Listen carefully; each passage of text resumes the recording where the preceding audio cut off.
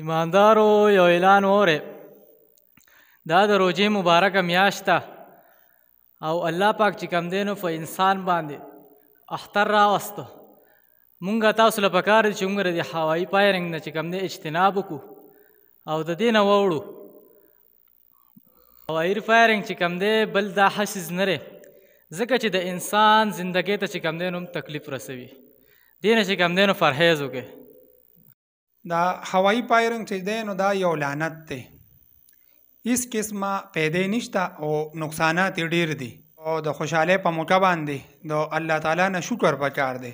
دا نه چې ټوپک سړی راولي، تماچه راولي او اسمان طرف ته ول مخکې او هوایي فایرنګ کې کومه خرچه چې په هوایي فایرنګ باندې کېږي نو دغه خرچه د یو یتیم، یو ټونډې، یو د بېوسې کور ته پې راشن او هغې له پې سودا پکار ده. هوایي فایرنګ چې کوم دی دا خو مونږ له بالکل نه دی پکار دی چې زمونږ دا ټول خلک چې څومره هم دي چې دي د هوایي فایرنګ نه اجتناب وکړي.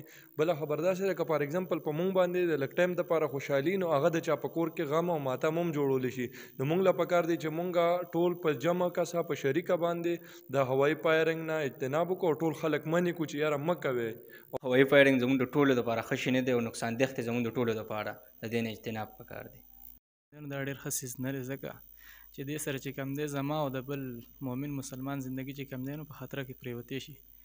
ځکه چې انسان هوایي فایرنګ کوي نو دې سره چې کوم دی نو ډېر زیات نقصان رسي بل مؤمن مسلمان ته. او نبي علیه السلام فرمایي چې بل مؤمن مسلمان ته نقصان رسول چې کوم دی نو دا لویه خطره ده. هوایي فایرنګ یو لعنت دی او دې نه ځان وساتئ. هوایي فایرنګ ښه شی نه دی.